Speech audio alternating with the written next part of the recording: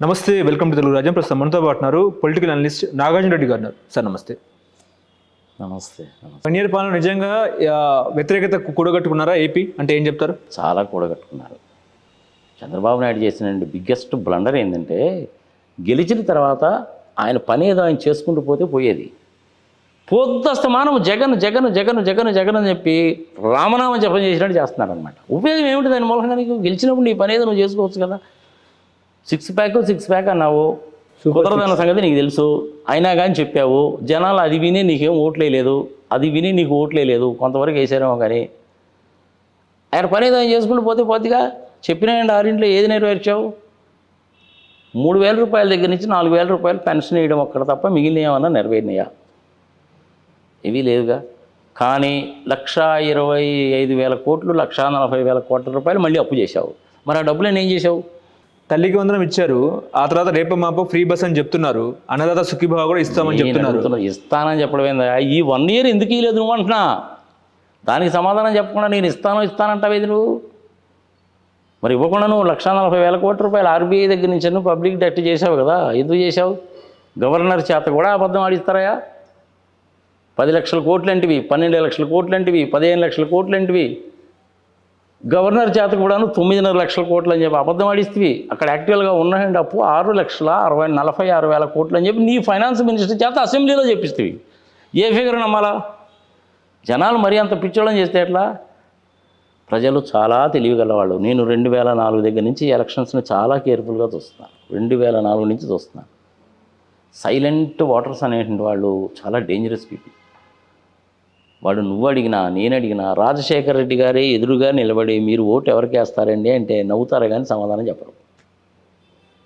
కానీ ఉత్తరప్రదేశ్లో, బీహార్లో ఓటర్స్ అట్లా ఉండరు, వాళ్ళు చెప్పేస్తారు. కానీ మన ఆంధ్రప్రదేశ్లో, తెలంగాణలో ఇంకో కొంతవరకు చెప్తారు. ఆంధ్రప్రదేశ్లో మటుకు సస్తే చెప్పరు. ఇప్పుడు రెడ్ బుక్ మీద వ్యతిరేకత వచ్చింది కాబట్టి నందిగామ సురేష్, అదేవిధంగా వంశీకి బెయిల్ వచ్చిందా అంటే ఏం చెప్తారు?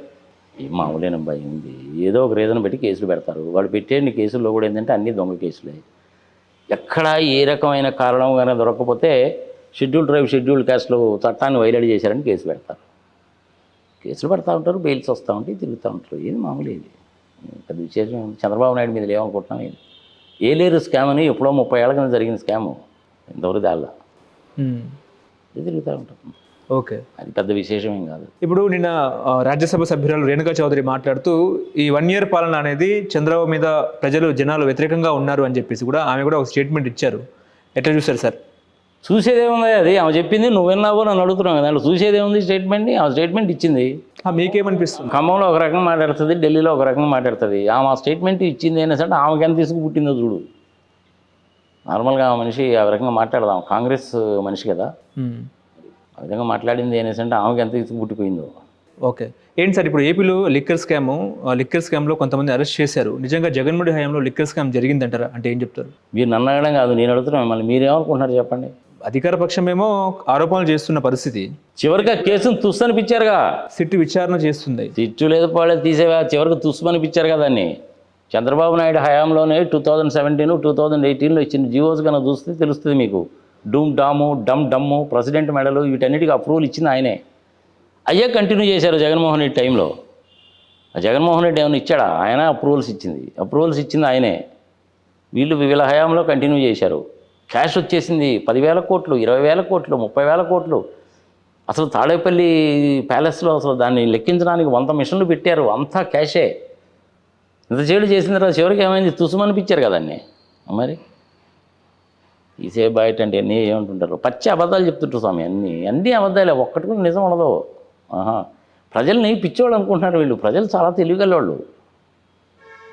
Don't underestimate people. అందులో especially silent voters are more dangerous fellows. అదే తెలుగు సినిమాలో డైలాగ్ చెప్తారు చూసావు, సైలెంట్గా ఉండేటువంటి మనిషి చాలా డేంజరస్గా ఉంటాడని. అదే ఏదో తెలుగు సినిమాలో ఉంటుంది ఆ డైలాగ్, చిరంజీవి గారి సినిమాలో అదే జరుగుతుంది. అంటే రాజ్ కస్టడీ కానీ గోవిందప్ప కానీ సిట్ కస్టడీలో ఉన్నారు. అరే చంద్రబాబు నాయుడు చెప్పినట్టు వినకపోయినా, చంద్రబాబు నాయుడిని క్రిటిసైజ్ చేసినా కానీ ఆ కేసులో నన్ను కూడా ఇరికిస్తారు. అది పెద్ద విశేషం అనుకుంటున్నావా ఇది? నువ్వు అలాగే చేస్తారు. ఇప్పుడు వైఎస్ వివేకానంద రెడ్డి హత్య కేసులో నిన్న చంద్రబాబు నాయుడు కొన్ని వ్యాఖ్యలు చేశారు. నన్నే తారుమారు చేశారు అని చెప్పేసి, ఒకవేళ ఆ రోజే జగన్మోహన్ని అరెస్ట్ చేసి ఉంటే బాగుండేది, నేను ఇప్పుడు రౌడీలతో రాజకీయం చేస్తున్నా అన్న వ్యాఖ్యల్ని ఎట్లా చూశారు సార్? ఎప్పుడు జరిగింది నీకు డేట్ గుర్తుందా? 15వ తారీఖు మార్చి 2019 ఆయనే అధికారంలో ఉన్నాడు. ఇలా నేను కనుక కుట్టేస్తే నా కళ్ళ ముందే ఎదురుగానే స్క్రీన్ మీద అన్ని డాష్ బోర్డ్లో నాకు కనపడుతుంటాయంటాడు. అవునా? అదేగా చంద్రబాబు నాయుడు గారు చెప్పేది. మరి అలాంటప్పుడు ఎవరు చేశారు ఏమిటి సంగతి సంవత్సరం ఆయనకి తెలీదా? ఆయనేగా అధికారంలో ఉంది ఇప్పుడు. మరి ఆయన తేల్చుకోవాలి కదా. 6 సంవత్సరాల తర్వాత ఆయన ఆ డైలాగులు చెప్పడం ఏంది? ప్రజలని తప్పుడు దావ పట్టించడానికి చేసేటువంటి పనులు అనమాట. అమరావతికి పెట్టుబడులు 75,000 కోట్ల పెట్టుబడులతో గూగుల్ ఎట్లా చూస్తారు సార్? ఎన్ని వేల జోకులేస్తావా నువ్వు? వ్యాపారస్తుడు అనేటువంటి వాడు ఎప్పుడైనా ఏం చూస్తాడంటే ఇక్కడ ప్రభుత్వము స్టేబుల్గా ఉంటుందా, ఇక్కడ వ్యాపారం పెడితే నాకు 10 రూపాయలు వస్తాయా, అసలు నేను వ్యాపారం ఇక్కడే ఎందుకు పెట్టాలి, ఇన్ని రకాలుగా ఆలోచిస్తారు.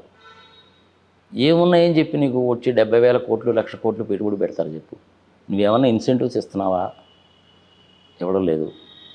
పోనీ ప్రత్యేక హోదాని గురించి నువ్వు బయటకు వచ్చాను, దానికోసమే బయటకు వచ్చాను 2018లో బీజేపీతో విభేదించి నువ్వు బయటకు వచ్చావుగా. అమ్మనా బూతులు తిట్టావుగా నువ్వు. ఆయన భార్య విషయం కూడా ప్రస్తావించావుగా ఢిల్లీలో. ఏటీఎంలా వాడుకుంటున్నారంట. అసలు వాడికి బుద్ధి ఉందా, జ్ఞానం ఉందా, అసలు వాడు మనిషేనా అని నిన్న మొన్నటిదాకా కూడా అన్నావుగా నువ్వు. తర్వాత మళ్ళీ ఎందుకు గెలిచావు వీళ్ళతోటి? నీకు అక్కడే తెలిసిపోతుంది కదా వ్యవహారం ఏందన్నది. కానీ చంద్రబాబు నాయుడిని బీజేపీ వాళ్ళు ఎప్పుడూ నమ్మరు. అమిత్ షా చుట్టూరు అదే పని తిరిగారు కాబట్టి మోడీకి ఇష్టం లేకపోయినా సరే కానిండ్రా బాబు అని మనం కలిసారు, లేకపోతే మామూలుగా అయితే కలిసేవాళ్ళు కాదు. చంద్రబాబు నాయుడు అలాగే అంటూ ఉంటాడు. తీసే జగన్ చూసి పెట్టుబడులు రాలేదు. అదే విచిత్రం ఏంటంటే జగన్మోహన్ రెడ్డి అధికారంలోకి రాడు అని మీరు నాకు స్టాంప్ పేపర్ మీద రాసిస్తేనే మేము వస్తామని చెప్పి ఇండస్ట్రియలిస్టులు అంటున్నారని చెప్పి చంద్రబాబు అంటాడు. బుర్ర తలకాయలో ఉందో మోకాల్లో ఉందో ఆయనకి? నువ్వు స్టాంప్ పేపర్ మీద రాసిమని చెప్పి అడగాల్సింది అదే. అది ఎందుకు అడుగుతారో చెప్పు. ఏం చెప్పాలి నువ్వు? ఆంధ్రప్రదేశ్ అనేటువంటిది చాలా చక్కటి స్టేటు. 974 కిలోమీటర్ల తీర ప్రాంతం ఉంది, ట్రాన్స్పోర్టేషన్ ఉంది, తెలివిగల జాతి, ఇంటెలిజెంట్ జాతి, సాఫ్ట్వేర్లో కానీ ఎడ్యుకేషన్లో కానీ హెల్త్లో కానీ మంచి ప్రావీణ్యం ఉన్నటువంటి వాళ్ళు ఉన్నారు, ఇంజనీరింగ్ కాలేజెస్ ఉన్నాయి, ట్రాన్స్పోర్టేషన్ బాగుంది, వాతావరణం కూడా చాలా చక్కగా ఉంటుంది. మీరు వచ్చి ఇక్కడ ఇండస్ట్రీ పెట్టుకోండి, మీకు ఒక 100 ఎకరాలు భూమి ఇస్తాను, మార్కెట్ రేటు గజం 1,00,000 రూపాయలు ఉంది, గజం అనుకుందాం కొని 1,00,000 రూపాయలు ఉంది వైజాగ్ లాంటి ప్లేసెస్లో. మీరు ఇక్కడికి వచ్చి ఇండస్ట్రీ పెట్టుకోండి, నేను 50,000కే ప్రభుత్వ ల్యాండ్ ఇస్తాను. మీరు కట్టాల్సిన GSTలో 50% నేను భరాయిస్తా. మీరు కట్టాల్సిన ఇన్కమ్ ట్యాక్స్లో 50% 5 సంవత్సరాల పాటు నేను కడతా. అంటే ఇండస్ట్రీస్ వస్తాయి. కానీ ఇలా చెప్తే ఇండస్ట్రీస్ వస్తాయి. కానీ నన్ను చూడండి, నా ముఖం చూడండి, నేనే పెద్ద బ్రాండ్. అంటే ఏది పొచ్చులో బ్రాండ్? నిన్ను చూసి ఎందుకు వస్తారు? నీ పాలసీని చూసి వస్తారు, నిన్ను చూసి రారు. నీకు పాలసీ అంటూ లేదు, ఇండస్ట్రియల్ పాలసీయే లేదు. ఎందుకు వస్తారు ఇండస్ట్రియలిస్టు?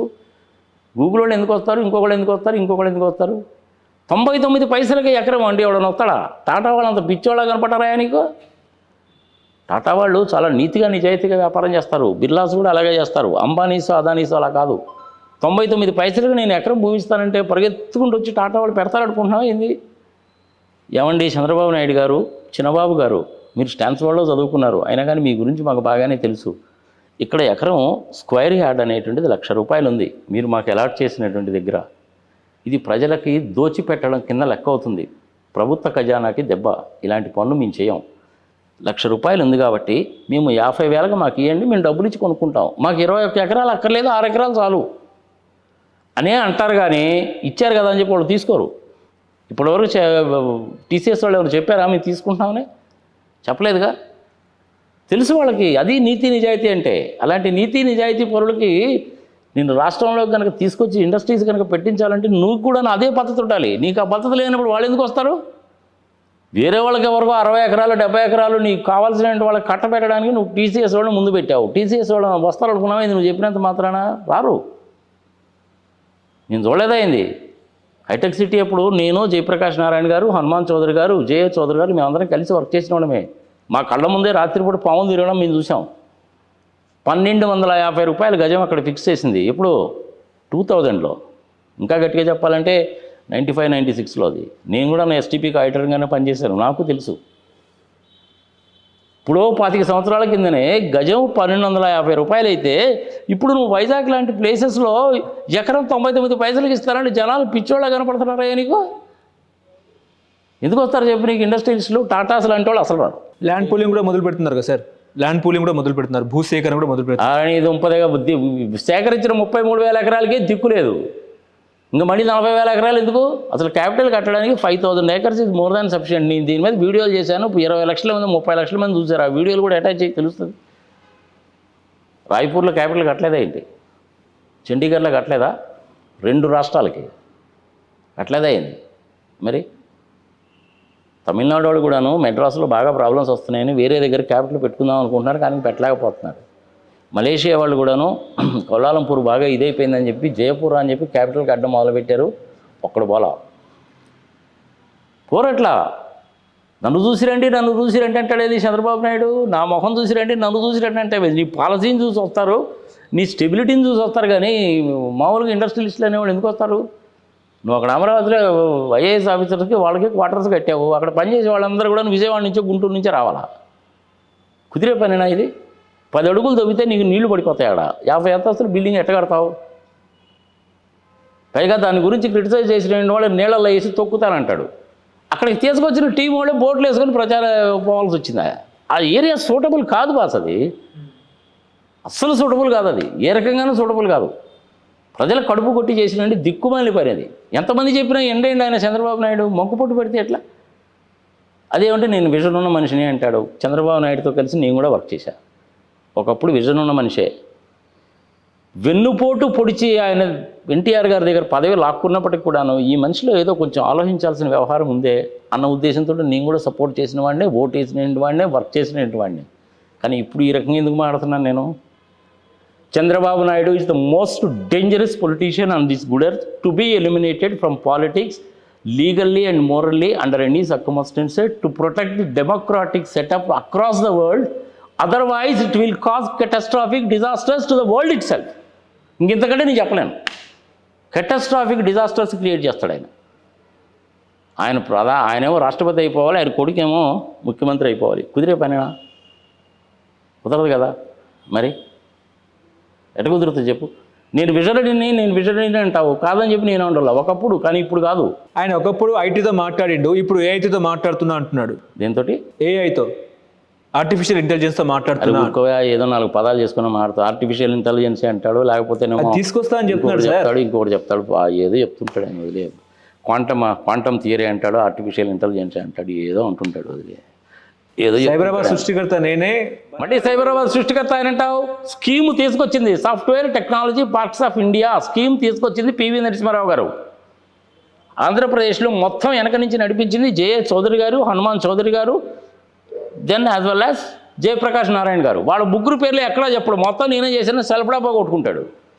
దగ్గరుండి చూసడానికి నాకంటే ఎక్కువ మీకేం తెలుస్తుందా? మీకేం తెలియదు. ఒక్కసారి నువ్వు జయప్రకాష్ నారాయణ గారిని పిలిచి అడుగు, చెప్తాడు.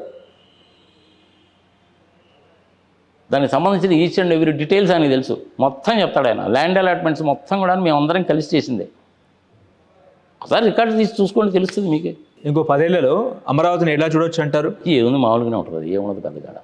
మరి హైదరాబాద్గా చూడొచ్చు అంటారా? అంటే హైదరాబాద్తో నువ్వు అమరావతిని కంపేర్ చేస్తాట. చంద్రబాబు నాయుడు అదే అంటాడు, హైదరాబాద్ మొత్తం నేనే కట్టాను అంటాడు. ఏది నువ్వు కట్టేది? పాడు పెంచిపోతాడు. హైదరాబాద్కి 450 సంవత్సరాల చరిత్ర ఉన్నది. అని అన్నీ ఏదో అనాలి కాబట్టి అంటూ ఉంటాడు. ప్రజలు కూడా నీ చెబుతా వదిలేస్తూ ఉంటారు. అంటే అమరావతికి కరెక్ట్ రాజధాని, ఏపీకి కరెక్ట్ రాజధాని ఎక్కడంటే ఏం చెప్తారు సార్? ఏదర్ వైజాగ్. ఒక్క 10,000 కోట్ల రూపాయలు కానీ ఖర్చు పెడితే వైజాగ్ని బ్రహ్మాండంగా తీర్చిదిద్దొచ్చు. ఇంకంతకంటే నువ్వు ఖర్చు పెట్టాల్సిన పనే లేదు. రుషికొండలో కట్టేయండి, ఆ బిల్డింగ్స్ ఏవైతే ఉన్నాయో వీళ్ళు ఏదో అమరావతులు తిడతారు, కానీ దాన్ని బ్రహ్మాండంగా ఉపయోగించుకో. ఒకవేళ మళ్ళీ ఒకవేళ వస్తే జగన్మోహన్ రెడ్డి అమరావతి రాజధానిగా ఉంటుందా లేకపోతే వైజాగ్ ఉంటుందా? ఈసారి చంద్రబాబు నాయుడు ఏం చేస్తాడంటే ఇంక మళ్ళీ ఇంక దాని గురించి మాట్లాడకుండా ఏదో ఒకటి చేయడానికి చేస్తాడు. ఇప్పుడు సోషల్ మీడియాలో ఒక చర్చ అంటే వైసీపీలోకి జేసీ ప్రభాకర్ రెడ్డి అన్నట్టు కూడా వార్తలు వస్తున్న పరిస్థితి. ఆయన నిన్న ఏమన్నారంటే వైఎస్ఆర్ ఫ్యామిలీ కూడా నాకు ఆత్మీయులు అని చెప్పేసి కూడా ఆయన ఒక స్టేట్మెంట్ ఇచ్చారు. ఈ స్టేట్మెంట్ చూసుకుంటే ఆయన వైసీపీలో కొంచెం దగ్గరగా వచ్చే అవకాశం ఉందా అంటే ఏం చెప్తారు? ఆయన ఎప్పుడో చిన్నవాడు వచ్చి రాజశేఖర రెడ్డి గారును plus as well as JC Diwakar Reddy garu మంచి థిక్కెస్ట్ ఫ్రెండ్స్, క్లోజ్ ఫ్రెండ్స్, అన్న అనుకునే ఎవరే అని చెప్పి అనుకునేటువంటి ఇది ఉన్నటువంటి వాళ్ళు. చిన్న ఎగో ప్రాబ్లం మూలంగా ఆయన వైసీపీలోకి రాకుండా టీడీపీలోకి వెళ్ళాడు అంతే. జగన్మోహన్ రెడ్డిని ఇంతప్పటి నుంచి చూస్తున్నాడు ఆయన జేసీ దివాకర్ రెడ్డి. ఆయనలో ఉన్నాయండి స్పెషాలిటీ ఏంటంటే ఒక్కోసారేమో గైగా నరిచేస్తాడు, ఒక్కోసారేమో మనసులో ఏది దాచుకోకుండా చెప్పేస్తాడు. ఫర్ ఎగ్జాంపుల్ రాయలసీమలో ఉండేయండి వాళ్ళందరూ అలాగే ఉంటారు, మనసులో ఒకటి పెట్టుకోరు బయట ఒకటి పెట్టుకోవడం ఉండదు. నమ్మారా ప్రాణం ఇస్తారు, తగాదు వచ్చిందా ప్రాణం తీస్తారు, ఈ రెండే పద్ధతులు ఉంటాయి అంతే. జేసీ దివాకర్ రెడ్డి గారు అన్నారు అనేసి అంటే పెద్ద ఆశ్చర్యపడాల్సిన పని ఏం లేదు. అంటే ఆయనకు ఎప్పటి నుంచో సత్సంబంధాలు ఉన్నాయని కూడా మాట్లాడారు. ఇప్పటి నుంచో ఉన్నాయి సత్సంబంధాలు, ఇప్పటి నుంచి జగన్మోహన్ రెడ్డి పిల్లోడుగా ఉన్నప్పటి నుంచి ఉన్నాయి. ఇప్పుడు బాలినేని శ్రీనివాసరెడ్డి సైలెంట్ మోడ్లోకి వెళ్ళిపోయారు అనుకోవచ్చా? ఎందుకంటే మొన్నటిదాకా ఆయన జనసేనతో కొంచెం దగ్గరగా ఉన్నారు, మళ్ళీ కూడా బ్యాక్ టు హోమ్ అంటే వైసీపీలోకి వచ్చే అవకాశం ఉందంటారా?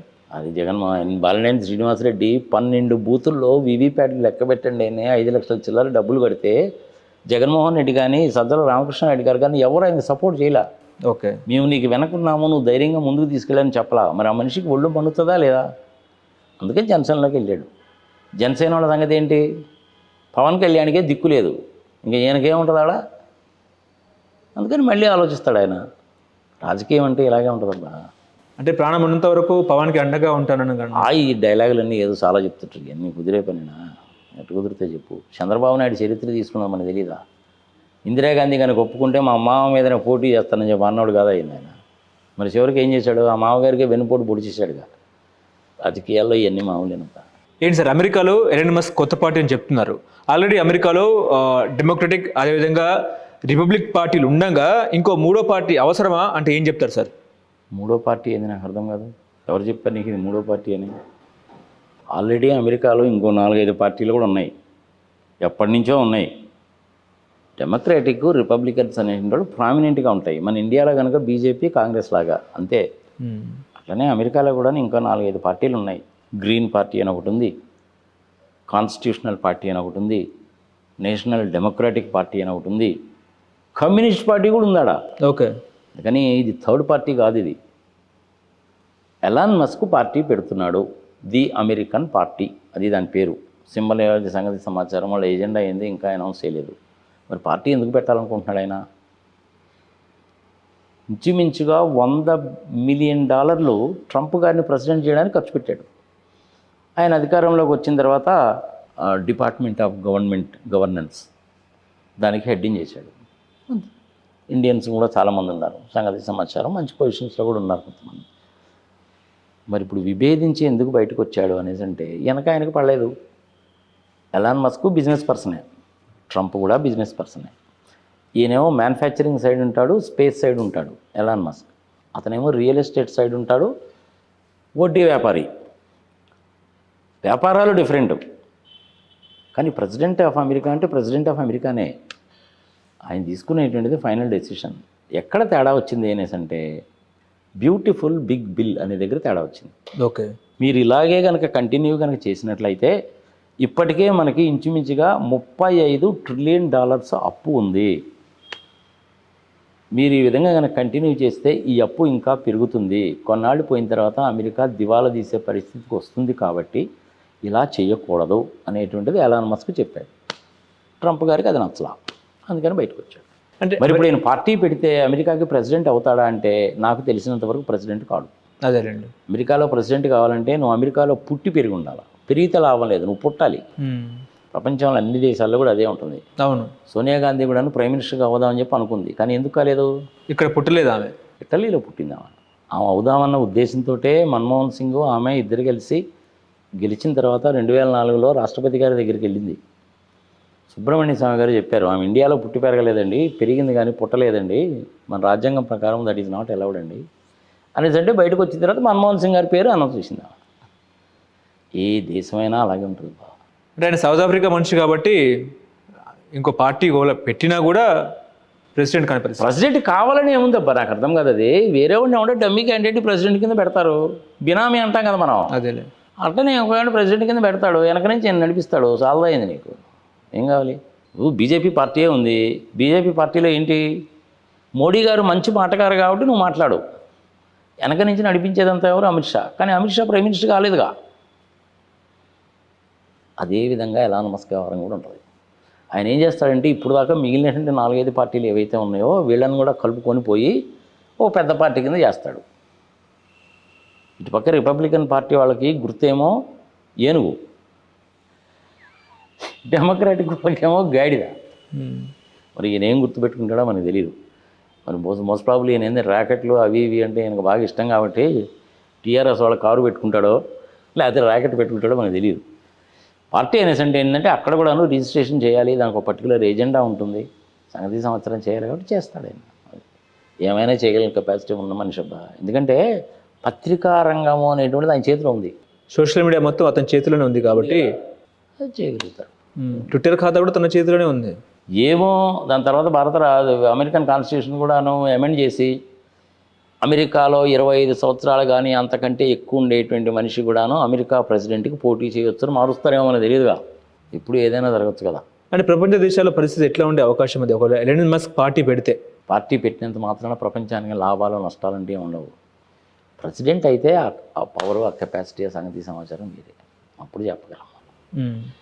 టూ అర్లీ, ఇది చాలా అర్లీ స్టేజెస్ గురించి మీరు నన్ను అడుగుతున్నారు. దాని గురించి మీరు నన్ను అడిగితే నేను ఏం చెప్పగలుగుతాను? అంటే ఎక్కడ చెడింది అంటారు వాళ్ళ మధ్య స్నేహబంధం అనేది? ఆ స్నేహబంధానికి ఎక్కడ విరుగుడు అంటే ఏం చెప్తారు సార్? ఏముంది, అప్పుల దగ్గరే, ఈ బిగ్ బ్యూటిఫుల్ బిల్ అనే దగ్గరే చెడింది. ఏంటి సార్ అసలు బిగ్ బ్యూటిఫుల్ బిల్ అంటే అసలు ఏంటి? ఏముంది, ట్యాక్స్ కన్సెషన్స్ ఇస్తాను సంగతి సమాచారం. అది ట్యాక్స్ కన్సెషన్స్ ఇస్తే రెవెన్యూ ఉండదు, రెవెన్యూ కనుక లేకపోతే అప్పు పెరుగుతుంది, అప్పు కనుక పెరిగినట్టయితే అమెరికా దివాలా తీస్తుంది. అది ఆయన విభేదించేది.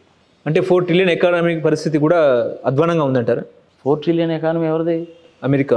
4 ట్రిలియన్ ఎకానమీ అనేటువంటిది ఇండియాది. 5 ట్రిలియన్ ఎకానమీ చేస్తారని మోడీ గారు అన్నారు. వేచి చూద్దాము. అమెరికా వాళ్ళది $24 ట్రిలియన్ ఎకానమీ, $35 ట్రిలియన్ అప్పు. చైనా వాళ్ళది $10 ట్రిలియన్ దాకా వాళ్ళకి అప్పు ఉంది, కానీ వాళ్ళది ఇంచుమించుగా $19 ట్రిలియన్ ఎకానమీ.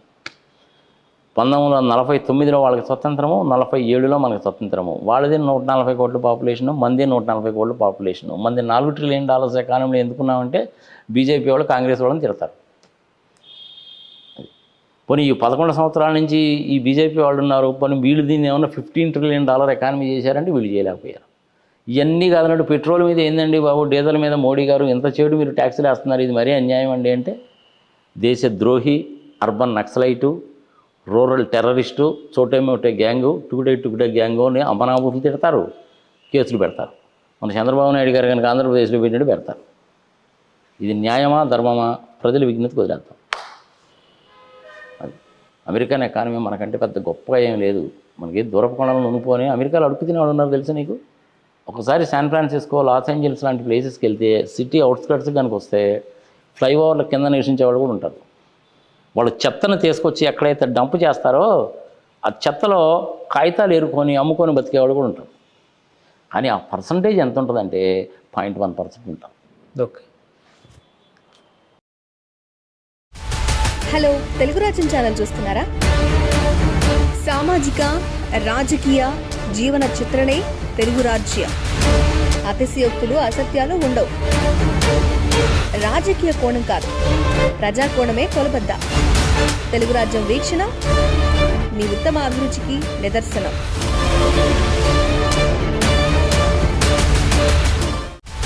హలో, తెలుగు రాజ్యం ఛానల్ చూస్తున్నారా? సామాజిక, రాజకీయ, జీవన చిత్రణే తెలుగు రాజ్యం. అతిశయోక్తులు, అసత్యాలు ఉండవు. రాజకీయ కోణం కాదు, ప్రజా కోణమే కొలబద్ద. తెలుగు రాజ్యం వీక్షణ మీ ఉత్తమ అభిరుచికి నిదర్శనం.